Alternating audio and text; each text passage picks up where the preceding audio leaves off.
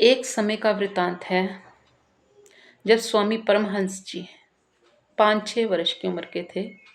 स्वामी परमहंस जी जो कि स्वामी विवेकानंद जी के गुरु थे, वो 5-6 वर्ष की उम्र के थे। रोज स्कूल जाते थे। रास्ते में एक घना जंगल पड़ता था, इसलिए उनकी माता जी रोज उंगली लगाकर उनको स्कूल छोड़ने जाती थी। लेकिन जब बच्चे को रास्ता पक्का हो गया तो माता जी ने सोचा मुझे घर का बहुत काम रहता है, इसलिए वो अब अकेला ही स्कूल चला जाया करेगा। तो अगले दिन उन्होंने बोला, बेटा आप आज अकेले स्कूल जाओ।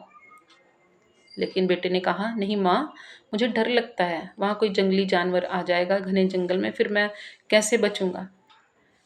तो उनकी माता जी अंदर गई तो एक चित्र लेकर आई और उसे स्वामी जी को दिया और कहा कि जब भी आपको डर लगे तो आप इस चित्र को देखकर बोलना, भैया भैया आओ मेरी रक्षा करो। वो चित्र था श्री कृष्ण जी महाराज का। तो ऐसे ऐसे वो चित्र लेके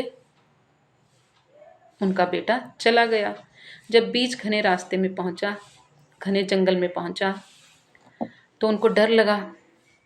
उन्होंने आवाज लगाई, भैया भैया आप कहाँ हो, आओ मेरी रक्षा करो, मुझे डर लग रहा है। तो कहते हैं बच्चे की निर्दोष आवाज सुनकर वहाँ श्री कृष्ण जी महाराज मुरली बजाते हुए पहुँच गए। उन्होंने बच्चे की उंगली पकड़ी और धीरे धीरे बातें करते करते उसको स्कूल तक छोड़ दिया। अब ये किस्सा रोज का हो गया। रोज जब भी स्वामी परमहंस जी घने जंगल में पहुँचते, उनको डर लगता, वो आवाज़ लगाते, भैया भैया आप आओ मेरी रक्षा करो, मुझे स्कूल तक छोड़ा। क्योंकि बच्चों का हृदय बहुत ही निश्चल निर्दोष होता है, कोमल होता है। तो परमात्मा उनकी आवाज़ कहते हैं बहुत जल्दी सुनते हैं। इसलिए अब रोज़ का ये काम हो गया है। रोज़ श्री कृष्ण भगवान जी उनको स्कूल छोड़ने जाते और वापस आते हुए भी उनको घर तक छोड़ने जाते। लेकिन जो स्वामी परमहंस जी के जो गुरु उनको स्कूल में पढ़ाते थे, उनको बड़ा आश्चर्य हुआ कि ये बच्चा अकेला इतने घने जंगल में से कैसे निकल कर आ जाता है। तो उन्होंने उनको बुलाया और पूछा कि बेटा आप इतनी दूर से कैसे आ जाते हो अकेले घने जंगल को पार करके। तो फिर स्वामी परमहंस जी ने, जो कि अभी बच्चे थे, उन्होंने सारी कहानी बता दी कि ऐसे ऐसे मेरी माँ ने मुझे एक चित्र दिया है, तो मैं आवाज़ लगाता हूँ, भैया भैया मेरी रक्षा करो, तो वो आ जाते हैं और मैं उनके साथ स्कूल आ जाता हूँ। तो जब गुरुदेव ने उनका चित्र देखा तो श्री कृष्ण जी का, तो वो बड़े हैरान हुए। उन्होंने सोचा पता नहीं ये सच कैसे हो सकता है। उन्होंने कहा, क्या आप मुझे अपने भैया के दर्शन करवाओगे। तो स्वामी परमहंस जी ने बोला, हाँ जी क्यों नहीं, करवाएंगे। तो शाम को जब छुट्टी हुई तो स्वामी जी वापस जाने लगे स्कूल से घर को। तो उनके गुरुदेव कहते हैं, आज मैं भी आपके साथ चलूँगा। तो चल दिए दोनों गुरु शिष्य। जैसे ही घने जंगल में पहुँचे तो डर लगा। फिर से उन्होंने आवाज़ दी, भैया भैया आप आओ मेरी रक्षा करो। तो श्री कृष्ण जी महाराज मुरली बजाते हुए फिर से आ गए।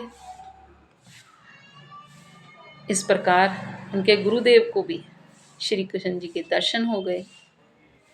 धन्य है वे शिष्य जिनके कारण गुरु जी को भी उस परमात्मा परम पिता परमेश्वर के दर्शन हो जाएं। ऐसे शिष्य हमें बनना है, ऐसा ही निश्चल हृदय हमें अपना रखना है। लेकिन उम्र बढ़ने के साथ साथ हम में बहुत सारी विकृतियां आ जाती हैं, मन में वचन में। लेकिन अगर हम रोज योग का अभ्यास करें बिना नागा, तो हम अपने जो मन की वाणी की इन विकृतियों को दूर कर सकते हैं। काम क्रोध लोभ अहंकार जैसे जो दोष हैं हमारे, वो धीरे धीरे अपने आप ही खत्म होते चले जाते हैं।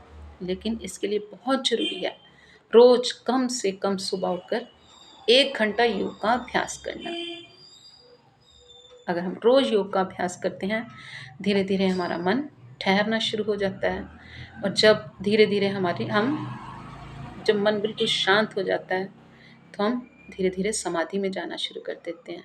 और ऐसा लगता है कि हर समय परमपिता परमेश्वर हमारे साथ हैं। नेगेटिविटी रोग विकार कलेश सब दूर होते चले जाते हैं।